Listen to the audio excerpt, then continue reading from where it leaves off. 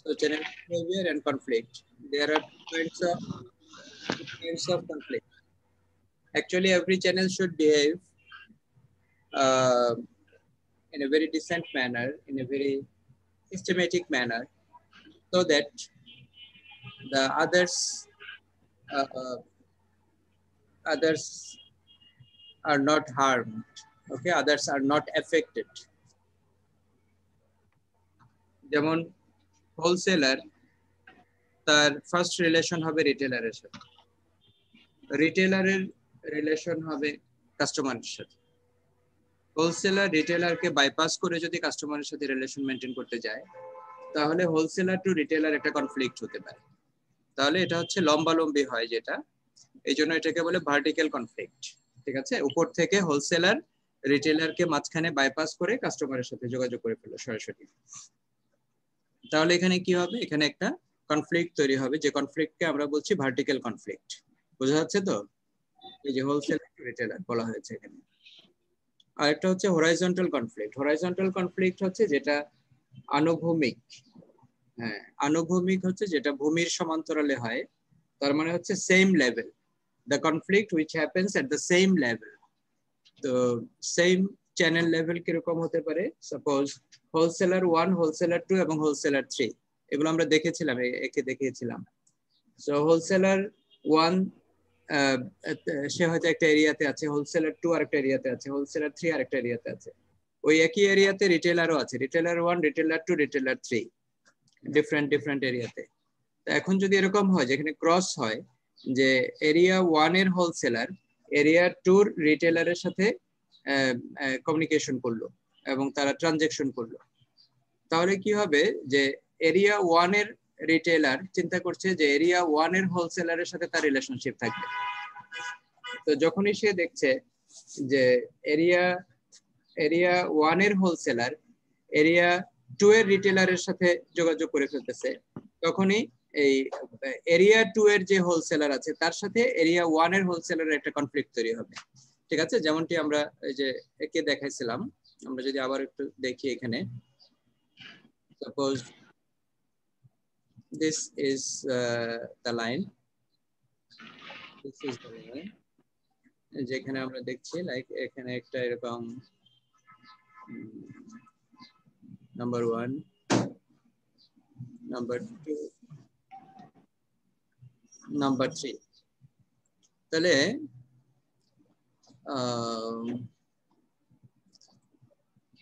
Suppose এখানে হচ্ছে wholesaler 1, wholesaler 2 এবং হোলসেলার 3। এখানে আছে রিটেইলার 1, রিটেইলার 2 আর এদিকে আছে রিটেইলার 3। তাহলে this is very much expected যে হোলসেলার 1 এবং রিটেইলার 1 এর সাথে রিলেশন থাকবে, হোলসেলার 2 রিটেইলার 2 এর সাথে রিলেশন থাকবে, হোলসেলার 3 এবং রিটেইলার 3 এর সাথে রিলেশন থাকবে, এবং they are staying in this different area like একটা ধরো বদ্দারহাট, একটা ধরো মুরাদপুর, আর একটা ধরো লালখান বাজার। ঠিক আছে, তো তাহলে এখন আমরা যদি দেখি যে সামহাউ এই যে হোলসেলার 1, যে বদ্দারহাটের যে হোলসেলার, সে সামহাউ এখানে একটা ক্রস রিলেশনশিপ ডেভেলপ করে ফেলেছে এই মুরাদপুরের রিটেলারের সাথে। তার মানে মুরাদপুরের রিটেলার মুরাদপুরের হোলসেলারের কাছে যায় না, মুরাদপুরের রিটেলার সবসময় এই বদ্দারহাটের হোলসেলারের কাছে যায়। তো এই যে একটা ক্রস করছে, অথচ এই হোলসেলার কিন্তু এক্সপেক্ট করছে যে তার রিটেলার, তার এরিয়া রিটেলার তার সাথে কন্ট্যাক্ট মেনটেন করবে এবং সে তার সাথে বিজনেস করবে। কিন্তু এ যদি অন্য এরিয়ার বিজনেসের কাছে চলে যায় এবং সেও যদি এটাকে প্রশ্রয় দেয়, তাহলে কি হবে, এখানে যে হোলসেলার 1 এবং হোলসেলার 2 এর মধ্যে একটা কি হবে, কনফ্লিক্ট তৈরি হবে। তাহলে এই যে এই কনফ্লিক্টটা কিভাবে হচ্ছে, যে এইভাবে হচ্ছে কনফ্লিক্টটা, দ্যাট ইজ তোমার প্যারালাল টু দ্য ল্যান্ড। এই জন্য এটাকে বলা হয় horizontal conflict. Clear? So this is horizontal conflict.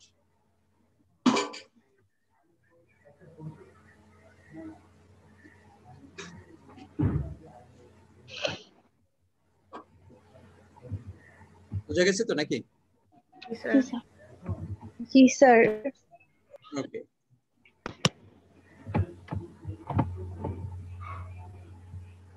তাহলে for the channel to perform well, চ্যানেলগুলো যদি ভালো পারফর্ম করতে চায় তাহলে কি হবে যে each channel members role must be specified. প্রত্যেকটা চ্যানেল মেম্বার কে কি রোল প্লে করতে পারবে এটা ডিফাইন্ড থাকতে হবে, এটা স্পেসিফাইড থাকতে হবে। And conflict must be managed, এবং কনফ্লিক্ট অবশ্যই ম্যানেজ করতে পারতে হবে। যেমন ধরো একটা অর্গানাইজেশনের ভেতরে আমরা যদি দেখি যে at the same level marketing manager আছে, হিউম্যান রিসোর্স ম্যানেজার আছে, ফাইন্যান্স ম্যানেজার আছে, ঠিক আছে, manager finance, manager marketing, manager human resource, manager operations, manager accounts, manager research and development, ঠিক আছে, ম্যানেজার সাপ্লাই চেইন। এইভাবে কি তারা they all are at the same level. এখন যদি আমরা দেখি যে ক্রমাগতভাবেই যিনি ফাইন্যান্স ম্যানেজার, ম্যানেজার ফাইন্যান্স, উনি সরাসরি জিএম এর সাথে, জেনারেল ম্যানেজার যিনি জিএম অথবা ডিএমডি অথবা এমডি সাহেবের সাথে ভালো রিলেশন মেনটেন করছেন, এবং মার্কেটিং এর কাজগুলো উনিই করছেন।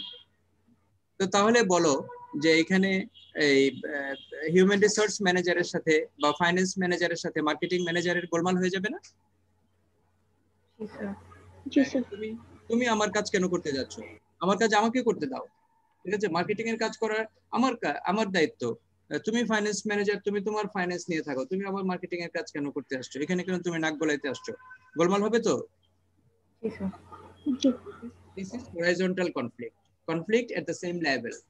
হ্যাঁ, এটা আবার আবার কিন্তু হতে পারতো এরকম, যেমন ধরো যিনি যিনি এমডি, উনি ডিএমডি কে বলবেন কোনো কিছু, ডিএমডি জিএম কে বলবে, জিএম বলবে অন্যান্য ম্যানেজারকে।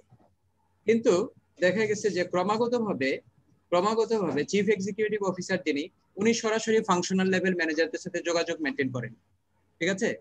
তো চিফ এক্সিকিউটিভ যদি সব সময় ফাংশনাল ম্যানেজারদের সাথে কমিউনিকেশন মেনটেন করে, তাহলে মাঝখানে ডিএমডি, মাঝখানে জিএম এদের থাকা দরকার আছে?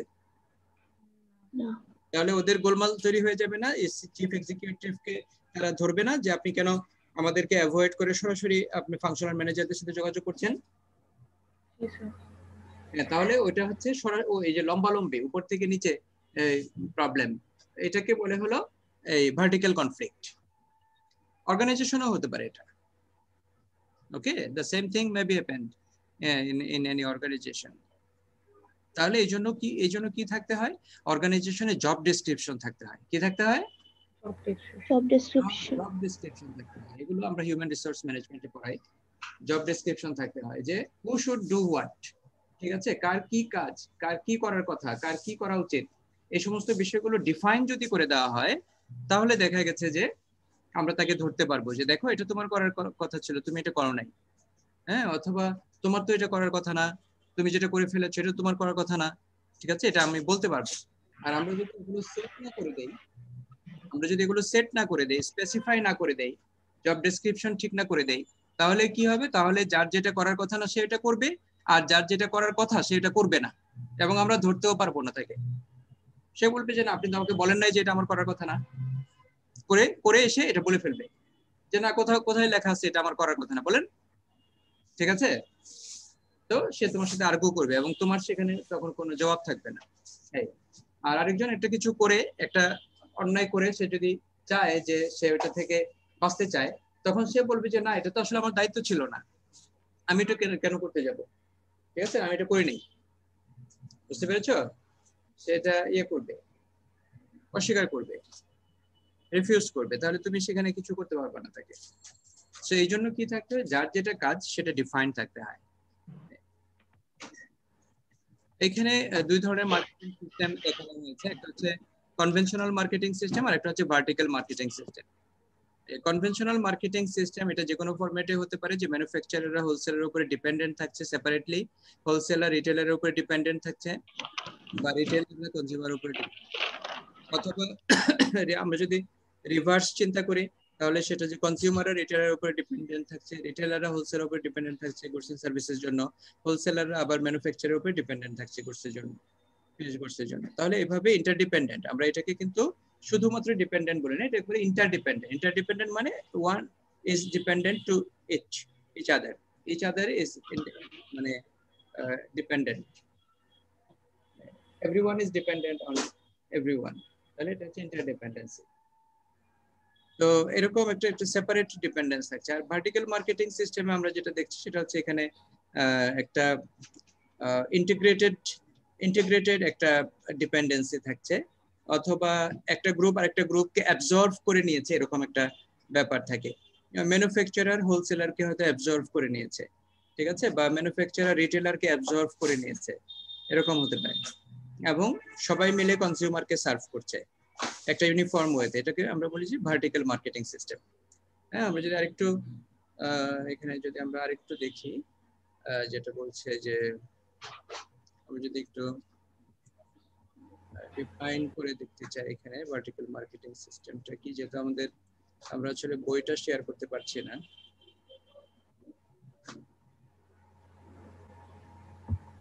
যদি চোখে দেখি তাহলে সেটার আলাদা একটা ইমপ্লিকেশন হয়। ভার্টিক্যাল মার্কেটিং সিস্টেম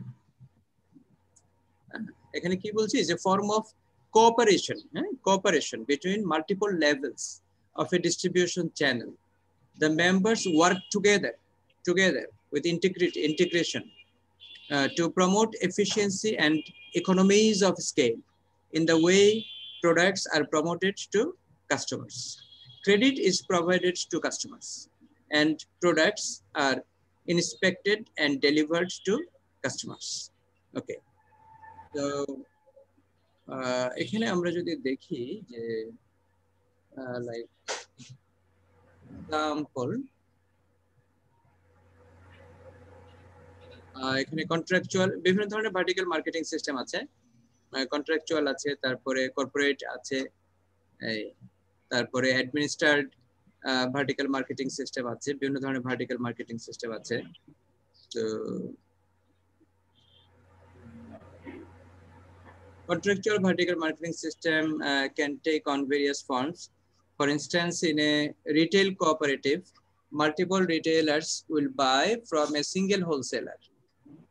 হ্যাঁ, একজন হোলসেলারের কাছে কি থাকবে, তোমার ভ্যারাইটিজ অফ প্রোডাক্টস থাকবে, এবং মাল্টিপল রিটেইলার্স একজন হোলসেলারের কাছ থেকে এসে প্রোডাক্ট কিনবে, এটা হতে পারে। or a producer will create a franchise organization that licenses people to sell their products.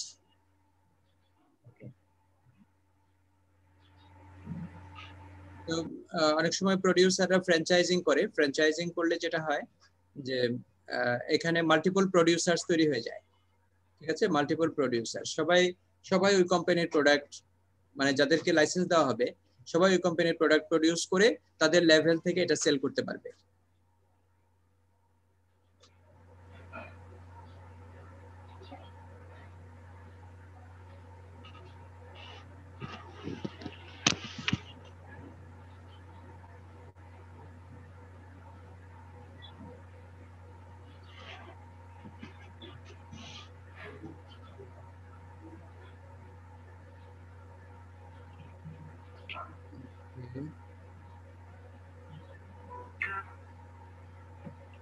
আমরা আমাদের এখানে দেখি, এখানে কিছু ইয়ে আছে, এক্সাম্পল থাকতে পারে।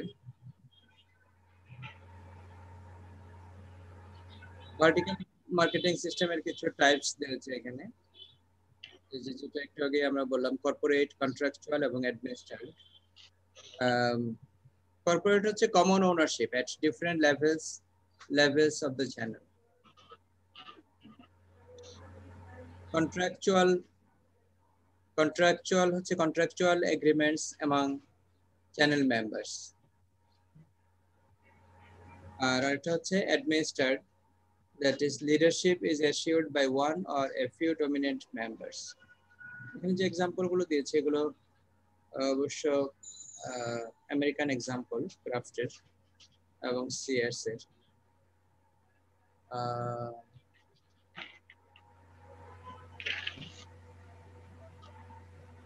যেমন এখানে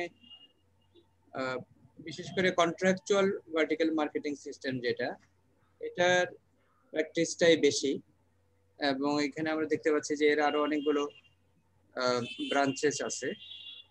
যেমন হোলসেলার স্পন্সর করছে একটা ভ্যালু, একটা ভলান্টারি চেইনকে, এরপরে রিটেলারদের একটা কোঅপারেটিভস থাকছে।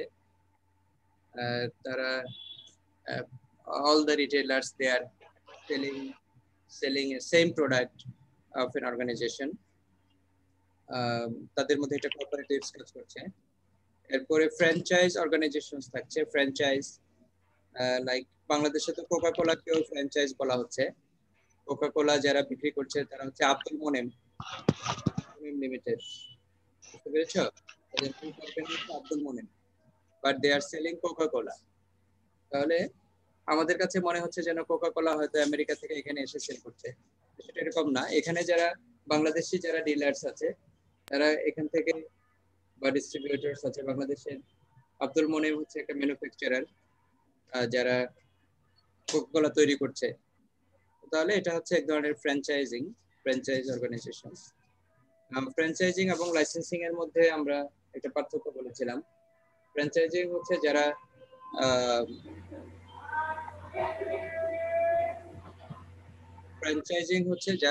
তোমার টেকনোলজি শেয়ার করবে। লাইসেন্সিং এর সাথে যখন টেকনোলজি শেয়ার করা হয় তখন সেটাকে বলে ফ্র্যাঞ্চাইজিং। আর শুধু লাইসেন্সিং যদি করা হয় তাহলে সেটার সাথে কোনো টেকনোলজি অথবা আদার সাপোর্ট এগুলো শেয়ার করা থাকে না, শুধুমাত্র পারমিশন দেওয়া হয় যে ঠিক আছে you can sell our product. আর ফ্র্যাঞ্চাইজিং যদি হয় তাহলে সেটা হচ্ছে যে yes you can manufacture, this is our technology, you can use this technology. তাহলে এটা হচ্ছে ফ্র্যাঞ্চাইজিং। তো ফ্র্যাঞ্চাইজিং এর মধ্যে আবার আরো কিছু বিষয় আছে, যেমন ম্যানুফ্যাকচারার স্পন্সর্ড রিটেলার ফ্র্যাঞ্চাইজিং সিস্টেম। যেমন তোমার এই যে কেএফসি, কেন্টাকি ফ্রাইড চিকেন, অথবা বাংলাদেশে যদি ম্যাকডোনাল্ড আসতো কোনোভাবে, তাহলে সেটা হয়তো আমরা দেখতাম যেগুলো হচ্ছে ম্যানুফ্যাকচারার স্পন্সর্ড রিটেলার ফ্র্যাঞ্চাইজিং সিস্টেম। ম্যানুফ্যাকচারাররা কি করছে, রিটেলারদেরকে স্পন্সর করছে তারা যেন এই ম্যানুফ্যাকচারিং প্রোডাক্ট সেল করতে পারে। তারা এখানে বসে লোকালি প্রডিউস করবে, বাট টোটাল যে ব্র্যান্ডিং আছে অথবা ব্র্যান্ড ইকুইটি আছে এটা ইউজ হবে ম্যানুফ্যাকচারারের, এজ ইফ যে এটা আসলে কেএফসির প্রোডাক্ট, কিন্তু আসলে কেএফসির প্রোডাক্ট না, এখানে তো লোকাল একটা ফার্ম এটা প্রডিউস করছে, but sold in the name of KFC. এবং তুমি টেস্টও কেএফসিরই পাবে অলমোস্ট। কেন? কারণ ওই যে টেকনোলজি শেয়ার করেছে, যেটা বলেছে যে ফ্র্যাঞ্চাইজিং টিপস, যেটা তোমার রেসিপি, ফুড হলে রেসিপি শেয়ার করেছে, তারপরে ম্যানুফ্যাকচারিং প্রসেস শেয়ার করেছে, প্রসেস কিভাবে কোন প্রসেসে তৈরি করা হয় সেটা শেয়ার করেছে। তো প্রসেস শেয়ার করলে কি হয়, প্রসেস শেয়ার করলে অলমোস্ট একই রকম টেস্ট পাওয়া যায় প্রোডাক্টের। Manufacturer sponsored wholesaler franchise system, এটা হতে পারে তোমার ইয়ের ক্ষেত্রে, এটা হতে পারে তোমার অটোমোবাইলস এর ক্ষেত্রে হতে পারে। অটোমোবাইলস যেমন ধরো তোমার হোন্ডা জাপানি কোম্পানি, কিন্তু হোন্ডা হয়তো তোমার ইয়ের ইন্ডিয়ান একটা কোম্পানিকে হয়তো, ইন্ডিয়ান টাটাকে হয়তো কিছু ফ্র্যাঞ্চাইজিং অথবা লাইসেন্সিং করেছে, যে ঠিক আছে তোমরা প্রোডাক্ট তৈরি করো এবং আমাদের হোন্ডা নামটা সাথে রেখে এটা তোমরা সেল করো, তো সেখানে তোমাদের ডিলারদের কাছে তোমরা এগুলো সেল করতে পারবে। তাহলে ওখানে এরা হোলসেলারের মতো রোল প্লে করছে এবং তাদের আবার আলাদা রিটেলার থাকছে এরকম। এরপর হচ্ছে service firm sponsored franchising system. Service firm যেমন তোমার ব্যাংকিং যদি হয়, ব্যাংকিং এমন হতে পারে যেমন বাংলাদেশে এইচএসবিসি আছে, হংকং সাংহাই ব্যাংক লিমিটেড, তারপরে স্ট্যান্ডার্ড চার্টার্ড আছে, তারপরে বাংলাদেশে পাকিস্তানের হাবিব ব্যাংক আছে। হ্যাঁ, তো এরকম এগুলো সার্ভিস ফার্ম। তো সার্ভিস ফার্ম এটা আমাদের বাংলাদেশের হয়তো কোনো একটা ব্যাংক, কিন্তু তারা কি করছে, ব্র্যান্ডিং, নেমিং এবং আদার্স যে লোগোস আছে ইউজ করছে হয়তো ওখানকার, ঠিক আছে। তো সেই ক্ষেত্রে এটা service firm sponsored franchising system হতে পারে এটা। ওকে, এরা সার্ভিস সেল করছে।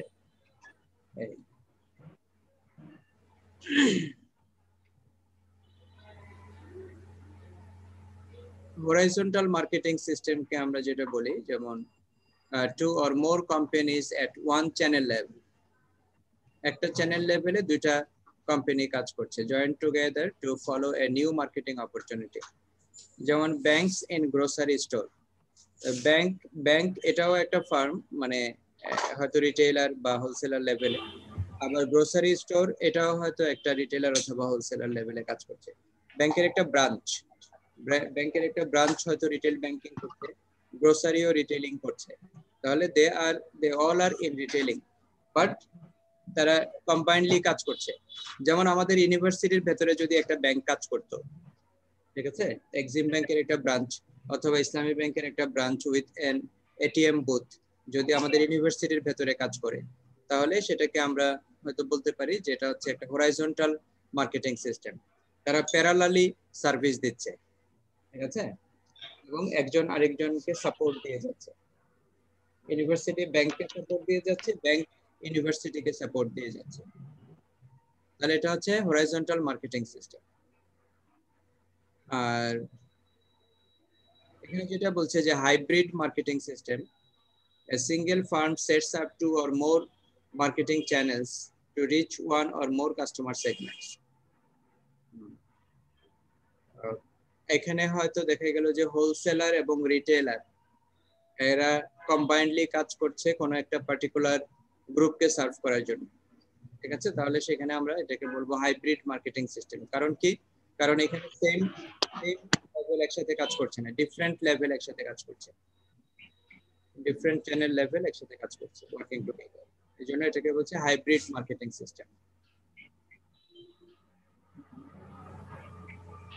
যেমন একটা একটা অটোমোবাইল কোম্পানি, তাদের হয়তো ডিলারও আছে, আবার তাদের শোরুমও আছে, ঠিক আছে। তাদের নিজস্ব ডিলার আছে, এই যে ডিলার তাদের কাছ থেকে নিয়ে সেল করে, আবার কোম্পানির নিজস্ব শোরুম আছে, সেখান থেকে যায়।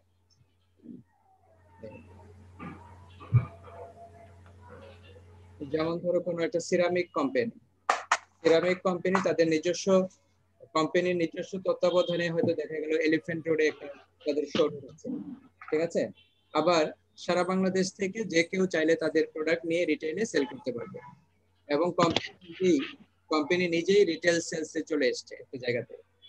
তাহলে কোম্পানি সরাসরি রিটেল সেলসে পার্টিসিপেট করছে, আবার কোম্পানি হোলসেলারদের কাছেও দিচ্ছে, হোলসেলাররা নিয়ে আবার রিটেলারের কাছে দিচ্ছে অন্যান্য জায়গায়। তাহলে দেখো একটা কোম্পানি তারা কি করলো যে দুইটা লেভেলে কাজ করছে, হোলসেলার লেভেলেও কাজ করছে, আবার রিটেলার লেভেলেও কাজ করছে। তখন সেটাকে আমরা বলি হাইব্রিড মার্কেটিং। বুঝতে পেরেছো? জি স্যার।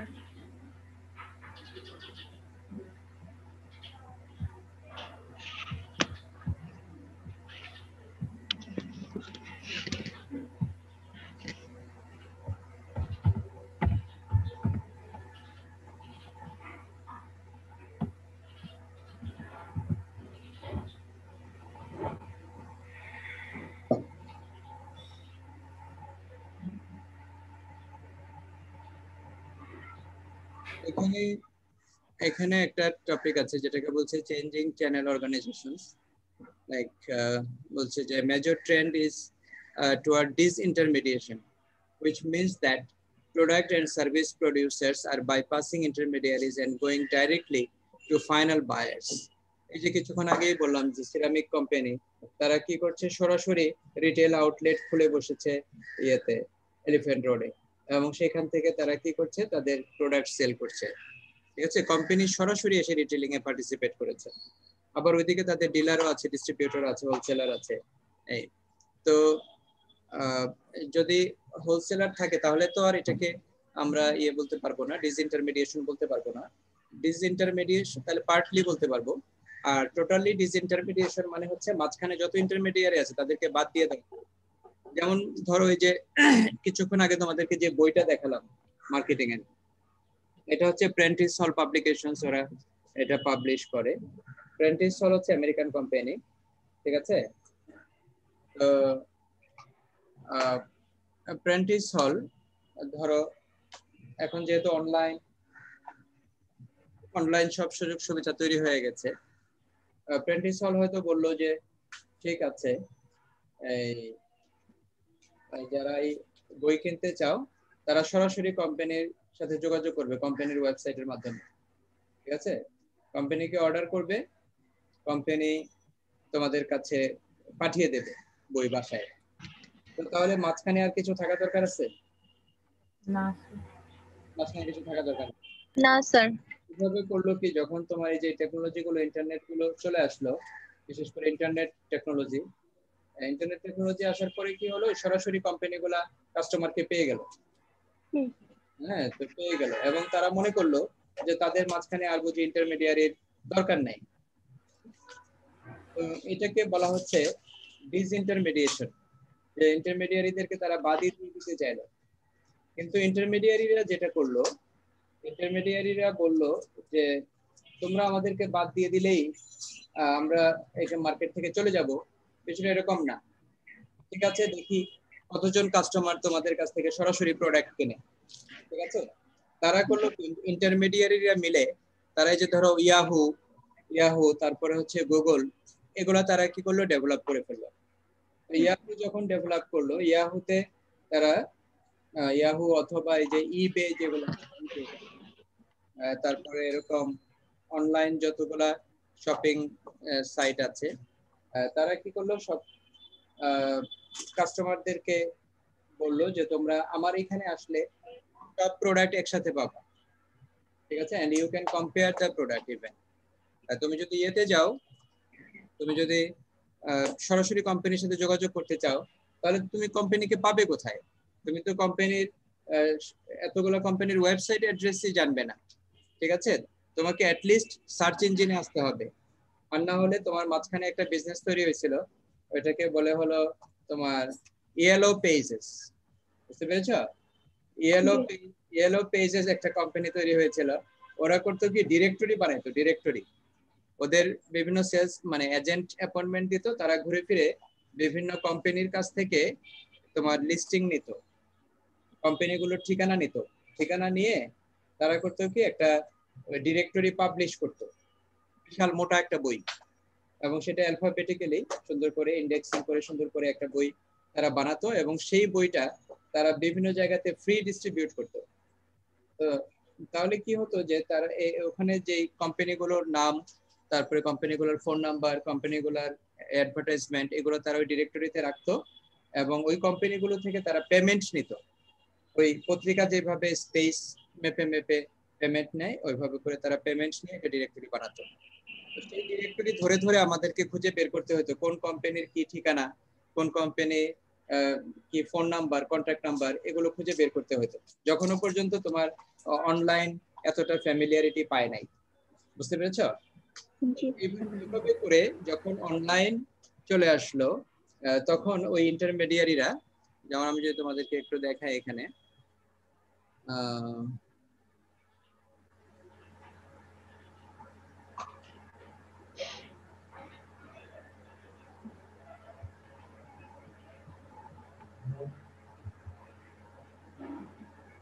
Yahoo, Yahoo,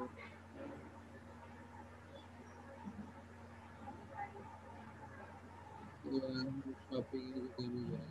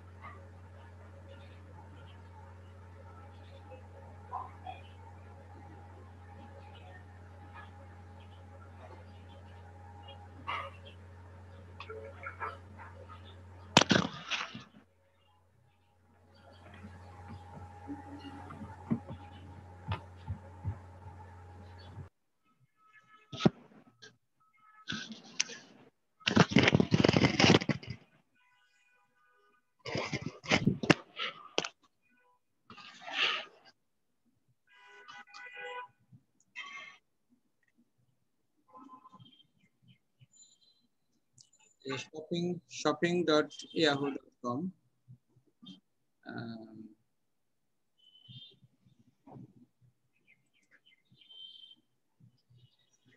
shopping.yahoo.com এই যে এখানে দেখো বিভিন্ন ধরনের ক্যাটাগরিজ আছে, তুমি কি কিনতে চাও, ঠিক আছে। Suppose we want to buy computer কিনতে চাই আমরা, তাহলে এখানে দেখো এই যে তোমার ল্যাপটপস, তারপরে ট্যাবলেট, তারপরে ডেস্কটপ, আর একটা হচ্ছে হ্যান্ড হেল্ড ডিভাইসেস।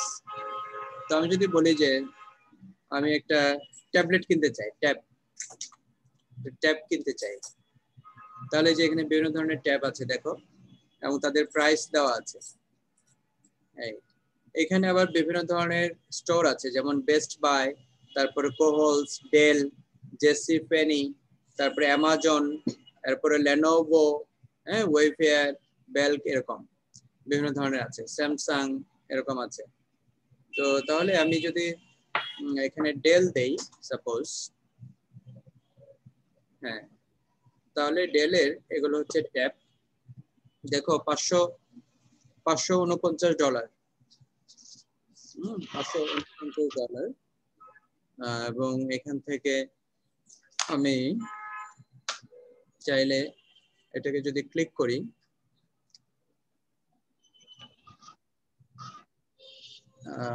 ডেল থেকে আমি এখানে সরাসরি কিনতে পারবো। বা এটা Samsung Galaxy tab S7 tablet, Android, 128 GB, তারপর হচ্ছে 11 ইঞ্চি, এত megapixel, micro SD slot, mystic bronze, এখানে আরো অনেক কিছু আছে। তো এখানে কম্পেয়ার করে দেখাচ্ছে, দেখো বেস্ট প্রাইস এই সবগুলোতে, Dell, best buy, Dell small business, সবগুলোতে 549 বা 550 আর কি, $550।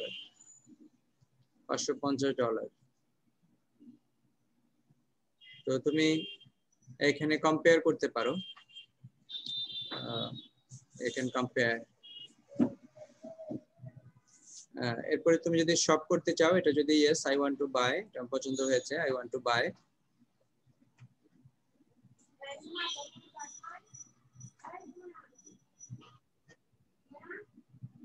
তাহলে এখানে তারা আমার ডিটেইল চাইবে। সেই ডিটেইলের মধ্যে একটা ইনফরমেশন হচ্ছে ক্রেডিট কার্ড আর আমার অ্যাড্রেস। তাহলে দেখো এই যে ইয়াহু বাই বা শপিং, ইয়াহু শপিং, এখানের মধ্যে তারা কি করেছে, তারা একটা ইন্টারমিডিয়ারি, তারা সবগুলো একে একসাথে করে ফেলেছে, তোমার কোম্পানিগুলোকে একসাথে এখানে একটা প্ল্যাটফর্মের মধ্যে নিয়ে এসছে। তো কোম্পানিগুলোকে তারা বলছে যে দেখো তোমাদেরকে কিন্তু কাস্টমাররা সরাসরি রিচ করতে পারবে না, ঠিক আছে, কাস্টমাররা রিচ করতে হলে আমাদের কাছে আসতে হবে কাস্টমারদের। ওকে, এখানে এখন একটু প্রবলেম করছে হয়তো, আদারওয়াইজ আমি তোমাদের কাছে দেখাতে পারতাম যে কিভাবে তোমার অনলাইন বাইং গুলো হয়।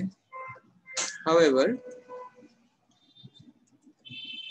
যেটা আমরা বলছিলাম, এই যে ডিসইন্টারমিডিয়েশনের যে কনসেপ্টটা, এই যে সরাসরি আমি ডেলের সাথে কমিউনিকেট করে ডেল থেকে প্রোডাক্ট কিনতে পারছি, এটাও হতে পারে, এটা হচ্ছে ডিসইন্টারমিডিয়েশন। আবার এই যে ইয়াহুর থ্রুতে আমরা কিনতে পারি। তো ইয়াহুর থ্রু থেকে যদি আমরা কিনি, তাহলে ইয়াহুতে আমার সুবিধা কি? সুবিধা হচ্ছে আমি কম্পেয়ার করতে পারছি অন্যান্য পিসির সাথে এই পিসিটা, ঠিক আছে, অন্যান্যগুলোর কনফিগারেশন কম্পেয়ার করতে পারছি একটা প্লেসে। এবং ওরা আমাকে কি করছে, যে কোম্পানিগুলোর সাথে বার্গেনিং করে বা তাদের একটা আন্ডারস্ট্যান্ডিং আছে, সেগুলোর মাধ্যমে আমাকে একটা বেস্ট প্রাইস দিচ্ছে ও। তাহলে এখানে অনেকগুলো সুবিধা আমি এনজয় করতে পারি। তো এই যে সে মাঝখানে এসে আবার ঢুকে পড়লো, আমার এবং ডেলের মাঝখানে এসে আবার ইয়াহু ঢুকে পড়লো, এটাকে বলে রি-ইন্টারমিডিয়েশন। বুঝতে পেরেছো? হ্যালো, জি স্যার। তো এই যে অনলাইন যখন চলে আসলো, তখন কি করলো, তারা ডিসইন্টারমিডিয়েশন করে ফেলেছিল, কিন্তু পরবর্তীতে এই ইন্টারমিডিয়ারিজরা আবার যখন ঢুকে পড়লো, যে in between company and customers, manufacturer and customer, তখন এটাকে বলে রি-ইন্টারমিডিয়েশন।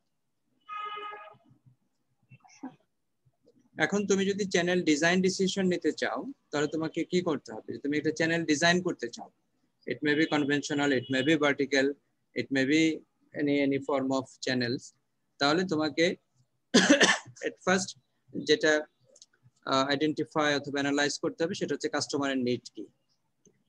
ঠিক আছে, how the customer actually wants to get your product.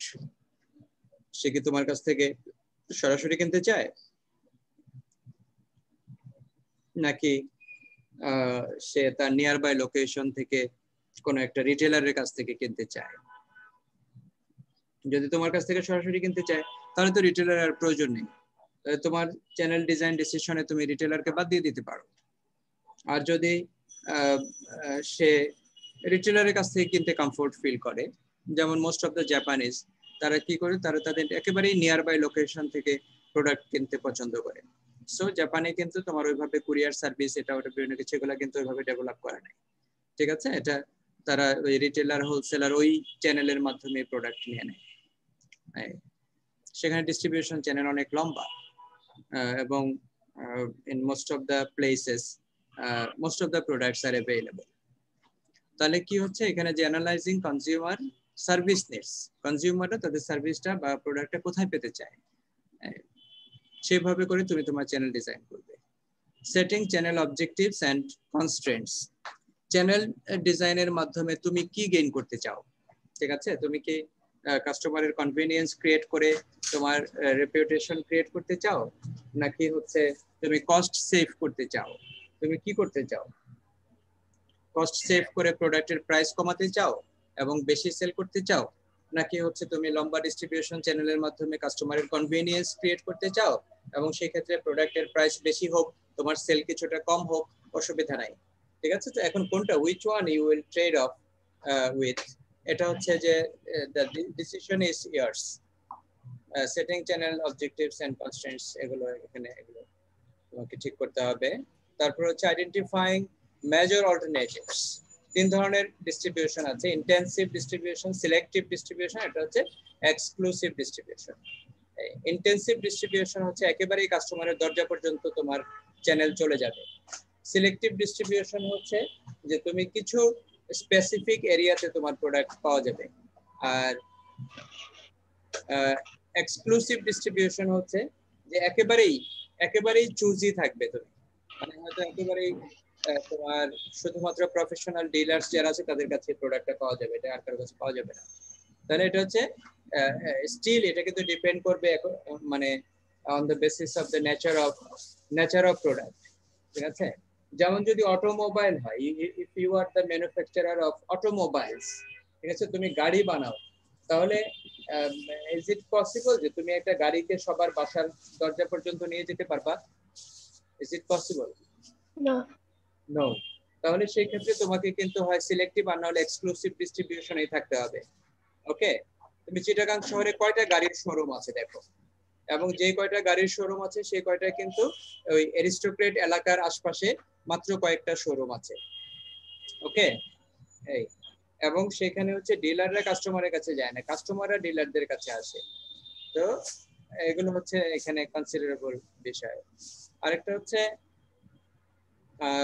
যেমন ধরো ইন্টেন্সিভ ডিস্ট্রিবিউশন, যেমন মোস্ট অফ দ্য গ্রোসারিজ, ঠিক আছে, গ্রোসারিজ যেগুলো আছে চাল ডাল, তারপরে আটা সুজি ময়দা কলম খাতা, এগুলো কি, এগুলো হচ্ছে ইন্টেন্সিভ ডিস্ট্রিবিউশন, এগুলো ঘর থেকে বের হলেই পাওয়া যায়। আমরা ওই যে প্রোডাক্টের টাইপস পড়েছিলাম না, মনে আছে? শপিং প্রোডাক্ট, কনভেনিয়েন্স প্রোডাক্ট, তারপরে হচ্ছে আনসর্ট প্রোডাক্ট এবং স্পেশালিটি প্রোডাক্ট, তাই না? হ্যাঁ, তো কনভেনিয়েন্স প্রোডাক্ট হলে এটা খুব স্বাভাবিক যে এটা তোমার ইন্টেন্সিভ ডিস্ট্রিবিউশন করতে হবে। এটা যদি শপিং প্রোডাক্ট হয় তাহলে সিলেক্টিভ ডিস্ট্রিবিউশন হবে, আর এটা যদি স্পেশালিটি প্রোডাক্ট হয় তাহলে এক্সক্লুসিভ ডিস্ট্রিবিউশন হবে। আমরা ওখানে কিন্তু পড়েছিলাম প্রোডাক্ট স্ট্র্যাটেজিতে, রিমেম্বার? Can you remember? জি স্যার। জি স্যার। দুইজন রিমেম্বার আর বাকিগুলা নট রিমেম্বার। হ্যাঁ, বাকিরা সব নট রিমেম্বার। না স্যার, আসি স্যার। বাকিরা সব ঘুম। আমাদের তানাজ কোথায়? তানাজ তানাজ এই গ্রুপ Sanas B section है sir. B section Tanaz is very good girl also Rahma and others they are very good girls everyone is very good girl ঠিক আছে এবার Yes, sir. Yes, sir. everyone is very good কেউ ঘুমায় কেউ জেগে থাকে দুটোই ভালো নাকি দুটোই ভালো দুটোরই দরকার আছে যারা ঘুমায় তাদের জন্য কোরআনের আয়াত আছে আছে না जी sir. আল্লাহ পাক বলেছেন ওয়াজআলনা নাওমাকুম সুবাতা আমি তোমাদের জন্য ঘুমকে করে দিয়েছি শান্তির বাহন বুঝতে পেরেছো जी sir. ওয়াজআলনা আমি নাজিল করে দিয়েছি আমি করে দিয়েছি নাওমাকুম ঘুম তোমাদের ঘুমকে সুবাতা শান্তির বাহন করে দিয়েছি বুঝতে পেরেছো जी sir. sir एक तो शांति वाहन ছেড়ে ক্লাস করতে আসছি স্যার কিন্তু আবার ক্লাস করার জন্য আবার কোরআনের আয়াত আছে বুঝা গেল जी sir. ঘুমের পরে কি বলছে আল্লাহ পাক বলছে ইয়া আইয়ুহাল মুদাসসির হে কম্বল আবৃত শয্যা গ্রহণকারী হ্যাঁ ঘুমায় আছো কুম উঠো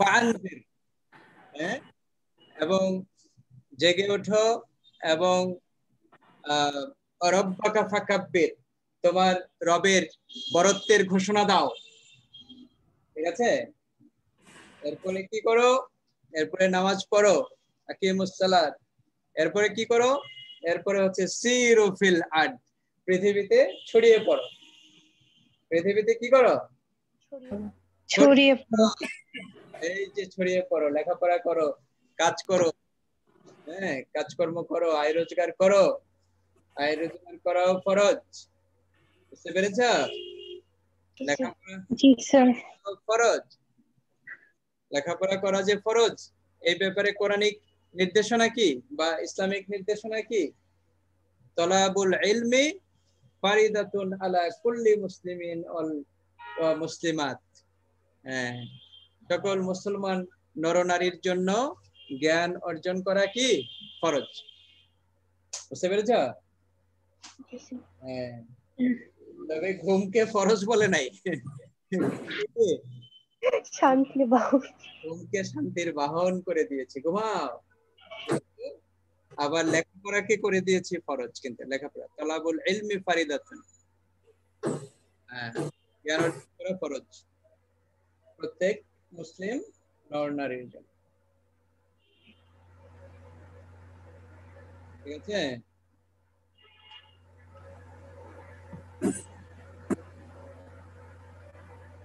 তারপরে যেটা করতে হবে ইভালুয়েটিং দ্য মেজর অল্টারনেটিভস হ্যাঁ এই যে অল্টারনেটিভস গুলো আছে আমার জন্য কোনটা প্রযোজ্য হবে এটা according to the nature of my product or service এখানে আমাকে এটা ইভালুয়েট করতে হবে ওই সেট করেছি যেটা ওগুলোকে ইভালুয়েট করতে হবে যেগুলো ঠিকমতো ফাংশন করছে কিনা নাকি ওখানে ওই যে কনফ্লিক্ট তৈরি হয়েছে আবার চ্যানেল কনফ্লিক্ট হয়েছে কিনা এই সমস্ত বিষয়গুলো এই ইভালুয়েট করতে হবে এরপরে কি করতে হবে ডিজাইনিং ইন্টারন্যাশনাল ডিস্ট্রিবিউশন চ্যানেল হ্যাঁ এটা ডোমেস্টিক পর্যন্ত এতটুকু ঠিক আছে কিন্তু এর পরবর্তীতে যদি আমি কান্ট্রির বাইরে চলে যাই ওকে আমার প্রোডাক্ট নিয়ে যেমন প্রাণ কোম্পানি আছে বাংলাদেশের প্রাণ আকিজ কোম্পানি আছে এরকম আরো অনেক কোম্পানি আছে স্কয়ারের কনজিউমার গুডস এরকম আরো বহু প্রোডাক্ট আছে যেগুলো আমাদের বাংলাদেশ থেকে কোথায় যাচ্ছে বর্ডার ক্রস করে চলে যাচ্ছে অন্যান্য কান্ট্রিতে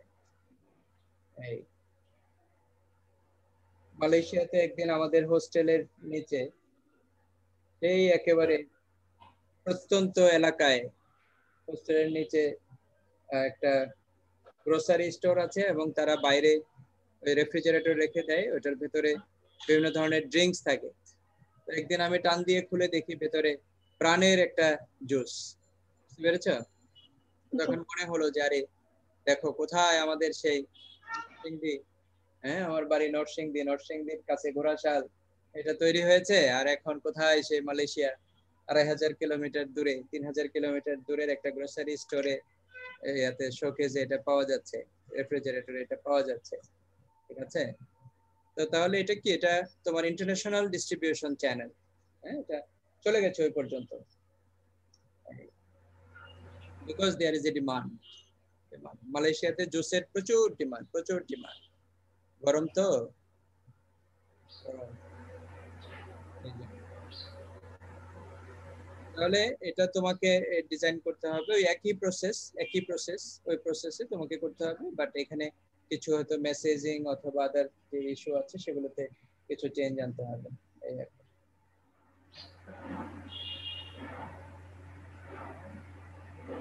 ম্যানেজমেন্টে যেমন চ্যানেল মেম্বার কারা হবে তাদেরকে ঠিক করতে হবে, তাদেরকে মোটিভেটেড রাখতে হবে, কিসে তারা মোটিভেটেড হয় সে বিষয়গুলো খেয়াল রাখতে হবে। কারণ বিভিন্ন ধরনের আমরা যে অ্যালাউন্স দেখেছি এর আগে, ট্রেড অ্যালাউন্স, হ্যাঁ বিভিন্ন ধরনের অ্যালাউন্স আছে, যে অ্যালাউন্স গুলোর মাধ্যমে আমরা তাদেরকে স্যাটিসফাইড রাখতে পারি, মোটিভেটেড রাখতে পারি। যেমন আমি দেখেছি অনেক রিটেল স্টোরে গেলেই কিছু কিনতে চাইলেই তারা বলে প্রাণের জিনিস নেন। আমার প্রায় যে সস কিনি, সস কিনতে গেলে আমি খুঁজি বিডি সস, কিন্তু দোকানদারেরা আমাকে বলে প্রাণের সস নেন, প্রাণের সস। ঠিক আছে, তো আমি বলি যে না, প্রাণের সস নিব না, আমার একটা স্মল অবজারভেশন আছে প্রাণের ব্যাপারে, সেই জন্য আমি প্রাণের জিনিস বেশি এটা কিনতে চাই না। তো যদিও এটা আমার বাড়ির কাছের কোম্পানি, তো তাহলে এখানে হচ্ছে তোমার এই যে মোটিভেশনটা ইম্পর্টেন্ট। দেখো নিশ্চয়ই প্রাণ তাদেরকে এমন ভাবে মোটিভেট করেছে যে তারা they feel comfort selling Pran's product. Okay, so motivating channel members is also important. এরপর হচ্ছে evaluating channel members, তাদেরকে evaluate করে তাদের কাছ থেকে ফিডব্যাক নেওয়া, ফিডব্যাক নিয়ে ওই অনুযায়ী আবার তাদের মোটিভেশন দেয়া। ঠিক আছে, ইটস এ সাইক্লিক্যাল প্রসেস, এখানে কাজ করছে এটা দেখো, এই সাইক্লিক্যাল, যে কোনো কিছুর ফিডব্যাক নেওয়া উচিত, ঠিক আছে। যেমন হচ্ছে আমরা টিআর এর মাধ্যমে তোমাদের ফিডব্যাক নিয়েছি, ঠিক আছে, আমি যদিও ভালো পড়াই না এরপরেও তোমরা আমাকে ভালো টিআর দাও, এখন কেন যে দাও এটা তোমরাই জানো। তো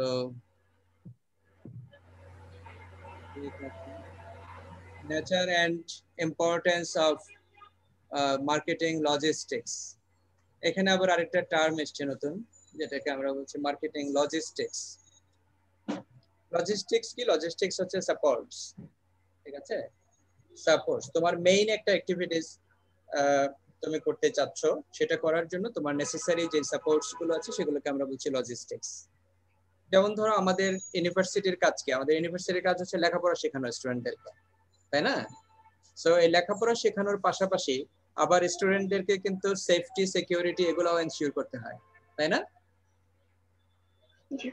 হ্যাঁ, তো এই সেফটি এনশিওর করতে গেলে এই যে সিকিউরিটি ডিভিশনকে ইনক্লুড করতে হয়েছে, এটা লজিস্টিক্স, ঠিক আছে।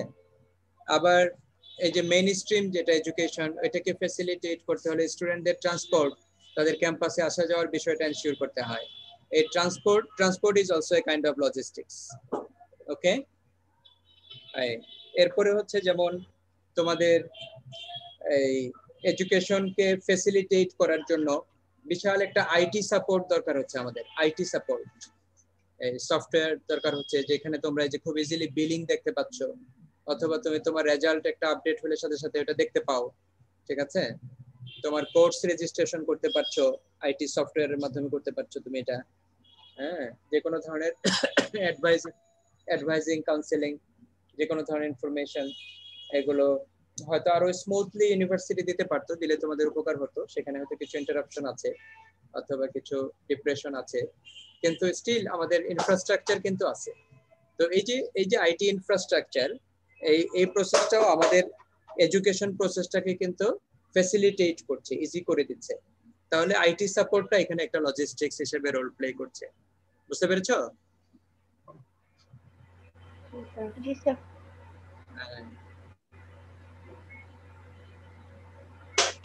Involves getting the right product to the right customers in the right place at the right time, 4 hours এখানে 4 hours।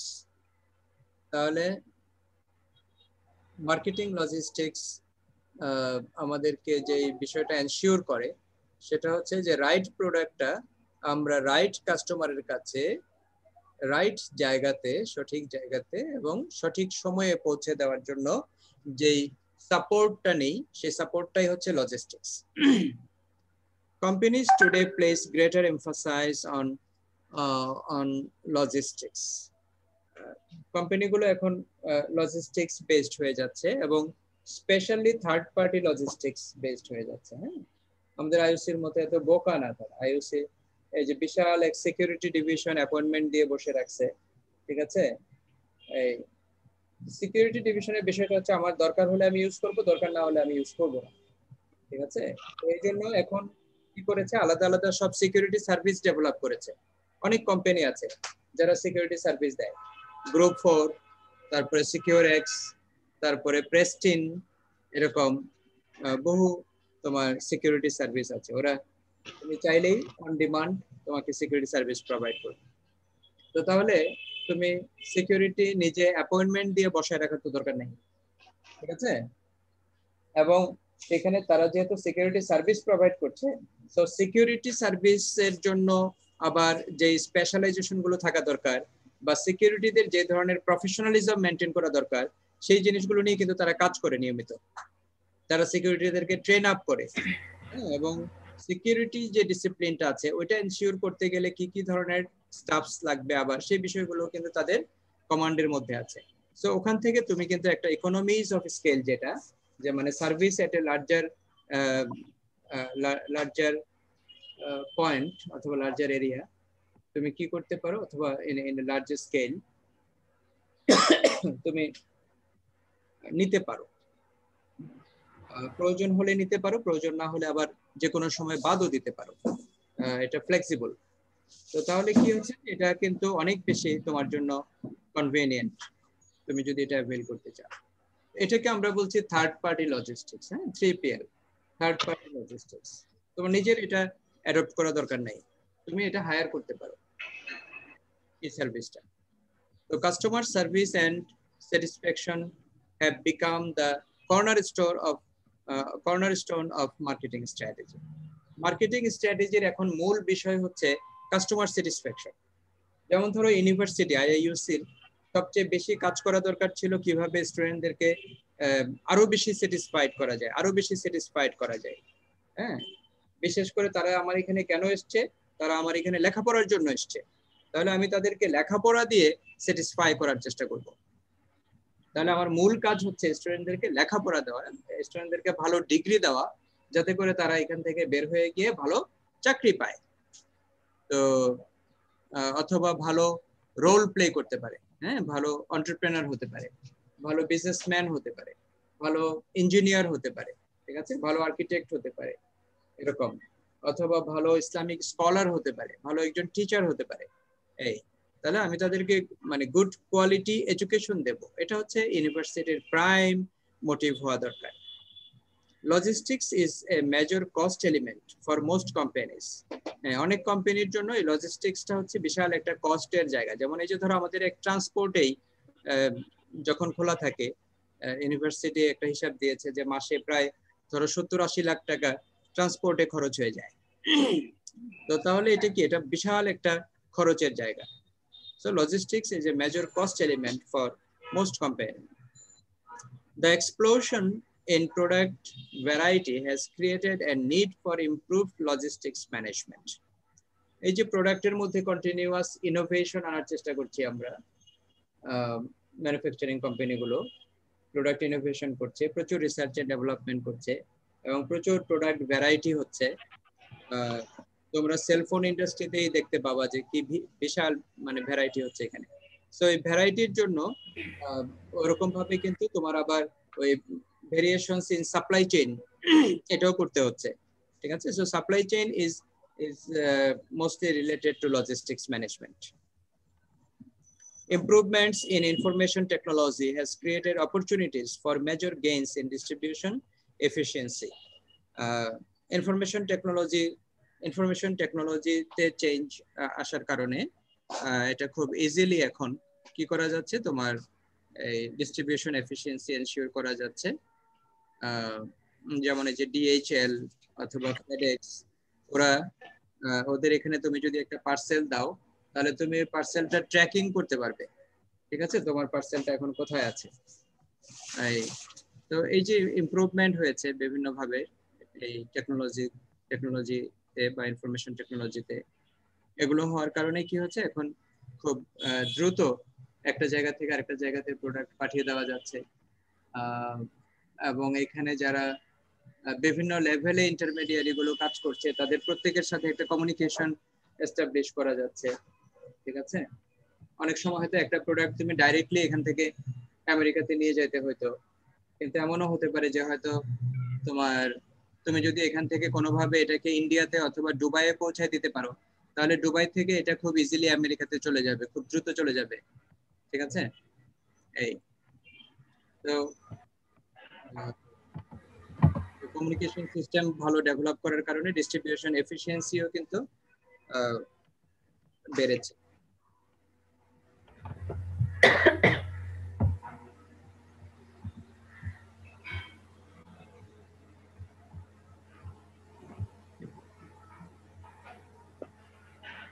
লজিস্টিক্স কিছু ফাংশন আছে এখানে, তারপরে হচ্ছে ওয়্যার হাউজিং, ইনভেন্টরি, ট্রান্সপোর্টেশন, আর একটা হচ্ছে কস্ট, ঠিক আছে। এখানে যেমন অর্ডার রিসিভ করা, অর্ডার প্রসেস করা এবং অর্ডার শিপিং করা, হ্যাঁ, যেমন গার্মেন্টস ইন্ডাস্ট্রিতে আমরা দেখি এগুলো প্রায় হয়,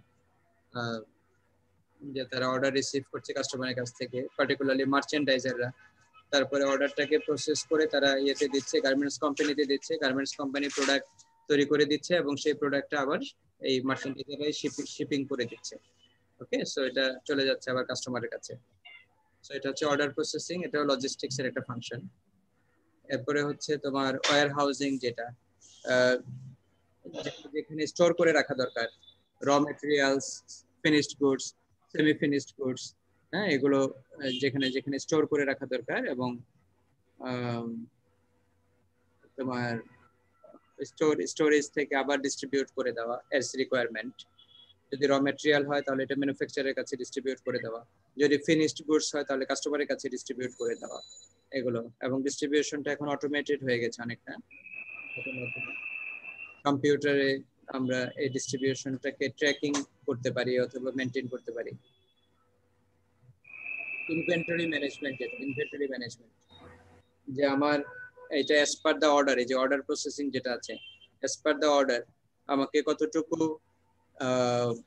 কতটুকু আমাকে স্টোর করে রাখতে হবে, ঠিক আছে। সেই বিষয়গুলো আছে, যেমন ইনভেন্টরিতে আমি র মেটেরিয়াল এনে রাখলাম, এই র মেটেরিয়ালটা প্রোডাক্ট প্রসেসিং এর সময় কাজে লাগবে, তাহলে এটা হচ্ছে আমার ইনভেন্টরি ম্যানেজমেন্ট, যে আমি কি করব, একটা লট অর্ডার করব, আমার এখানে সেটা থাকবে, এটা আবার রিকোয়ারমেন্ট অনুযায়ী ইয়েতে প্রসেসিং এ চলে গেলে আবার যেই জায়গাটা খালি হয়ে যাবে ওই জায়গাটা ফিল আপ করতে হলে আবার আমাকে কত ইউনিট অর্ডার করতে হবে। তো এইটার ক্যালকুলেশন আছে, এটাকে বলে ইওকিউ বা ইকোনমিক অর্ডার কোয়ান্টিটি। তো এখন অবশ্য ইনভেন্টরি ম্যানেজমেন্টের মধ্যে অনেক অনেক বেশি সফিস্টিকেশন আনা হয়েছে। হ্যাঁ, যেমন জাপানে তো তোমার মানে স্টোরিংটা ওইভাবে হয় না, এই ইনভেন্টরি কিন্তু স্টোরিং এর সাথে রিলেটেড হয় না। এটা স্টোরিংটা কোথায় হয়?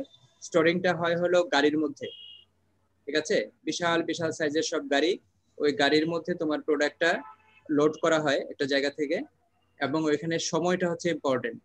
যেমন ধরো আজকে 12টার সময় আমার ফ্যাক্টরিতে একটা প্রোডাকশন আছে, আমি একটা প্রসেস স্টার্ট করব, ঠিক আছে, যেখান থেকে আমি কিছু প্রোডাক্ট বানাবো। তাহলে আজকে হয়তো দুপুর 12টার সময় আমি একটা স্টার্ট করব প্রসেস।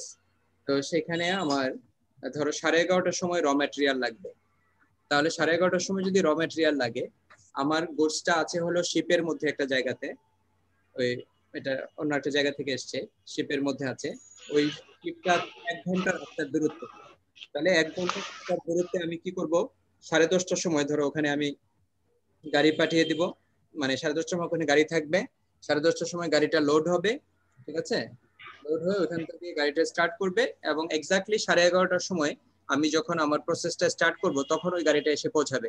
আমি গাড়ি থেকে সরাসরি র মেটেরিয়ালটা প্রসেসে ঢুকাই দিব, বুঝতে পেরেছো? After inspection. তো তাহলে কি হচ্ছে, এখানে আমার কোনো টাইম ওয়েস্ট হচ্ছে না এবং আলাদা করে কোনো স্টোর মেনটেন করতে হচ্ছে না।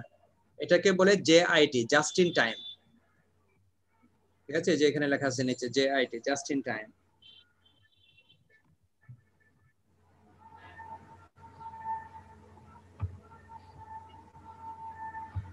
এরপরে যেটা আছে ট্রান্সপোর্টেশনের জন্য বিভিন্ন ফরম্যাটের ট্রান্সপোর্ট আছে, রেল আছে, ট্রাক, ওয়াটার, পাইপলাইন, এয়ার এবং ইন্টারমোডাল। রেল তো আমরা জানি, রেল যেটা, যে দেখো বিশাল বিশাল তোমার কি বলে ওই কন্টেইনার, এগুলো তোমার ওই যে ট্রেনের কম্পার্টমেন্টের মতো এক একটা উঠাই নিয়ে একটা বিশাল লম্বা ট্রেন চলে যাচ্ছে চিরাং থেকে ঢাকায়, ঠিক আছে, তোমার 30টা 35টা অথবা 20টা 25টা এরকম কন্টেইনার নিয়ে একটা ট্রেন চলে যাচ্ছে। তাহলে ট্রেনের মাধ্যমে এটা করা সম্ভব হচ্ছে। ট্রাক আছে, আবার কতগুলো কন্টেইনার মুভার আছে, সেগুলোর মাধ্যমে কন্টেইনার চলে যাচ্ছে একটা জায়গা থেকে আরেকটা জায়গাতে। তারপরে ওয়াটার ট্রান্সপোর্ট যেটা আছে, শিপিং, শিপের মাধ্যমে চলে যাচ্ছে একটা প্রোডাক্ট জায়গা থেকে আরেক জায়গাতে। তারপরে পাইপলাইনের মাধ্যমে যাচ্ছে, যেমন লিকুইড যেগুলা অয়েল আছে অথবা গ্যাস যেগুলো আছে এগুলা, অথবা even water as a product, সেটা কি পাইপলাইনের মাধ্যমে একটা জায়গা থেকে আরেকটা জায়গাতে ডিস্ট্রিবিউট হচ্ছে। এই তারপরে এয়ারে যাচ্ছে, বিমানে যাচ্ছে। এই এবং ইন্টারমোডাল মানে হচ্ছে যে তোমার এদের মধ্যে কিছু এয়ারে যাচ্ছে, কিছু যাচ্ছে ওয়াটারে, কিছু শিপিং হয়েছে শিপে যাচ্ছে, কিছু যাচ্ছে এয়ার ফ্রেট, কিছু সি ফ্রেট, কিছু এয়ার ফ্রেট। এরপরে তোমার হচ্ছে কস্টের যে বিষয়টা আছে, এগুলো সবই লজিস্টিক্স এর ফাংশন। লজিস্টিক্স কস্টের বিষয়ে কস্ট মিনিমাইজ করছে, কস্ট অফ অ্যাটেইনিং লজিস্টিক্স অবজেক্টিভস। তাহলে লজিস্টিক্স কি করছে, অর্ডার প্রসেস করছে, লজিস্টিক্স ওয়্যার হাউজিং করে দিচ্ছে, লজিস্টিক্স ইনভেন্টরি ম্যানেজমেন্ট করে দিচ্ছে, হিসাব রাখছে, তারপরে লজিস্টিক্স ট্রান্সপোর্টেশনের ব্যবস্থা করে দিচ্ছে, লজিস্টিক কস্ট মিনিমাইজেশনের ব্যবস্থা করে দিচ্ছে, ঠিক আছে। তাহলে এগুলো হচ্ছে মেজর লজিস্টিক ফাংশন। এগুলো সবই আমরা বলেছি, air water rail truck. So that's all for this chapter. আগামীকালকে আমাদের একটা ক্লাস আছে, সেখানে একটা কুইজ হবে এবং সেখানে আমরা আমাদের লাস্ট যে পার্টটা আছে অ্যাডভার্টাইজিং, সেলস প্রমোশন এবং পাবলিক রিলেশন, ওই বিষয়ে কিছু কথা বলে দিব। সো আমাদের সিলেবাস মোটামুটি শেষ। আমরা কোনো এক্সট্রা ক্লাসও তেমন নেইনি, আমি একটা কোনো প্রেশার ক্রিয়েট করি নাই, আনইউজুয়াল টাইমেও ক্লাস মনে হয় তেমন একটা নেই নাই। চেষ্টা করেছি তোমাদের কনভিনিয়েন্স গুলো দেখার জন্য, তোমাদের জন্য অসুবিধা না হয়। স্যার কুইজ কি গুগল ফর্মে হবে? কুইজটা হলে তো গুগল ফর্মে হওয়া উচিত। স্যার কালকে আমাদের কুইজ ক্লাস টাইমে শুরুতেই হবে, ক্লাস টাইমে? হ্যাঁ ইনশাআল্লাহ শুরুতে হবে। কেন? Okay sir. ঠিক আছে। স্যার আসসালামু আলাইকুম। ওয়ালাইকুম আসসালাম।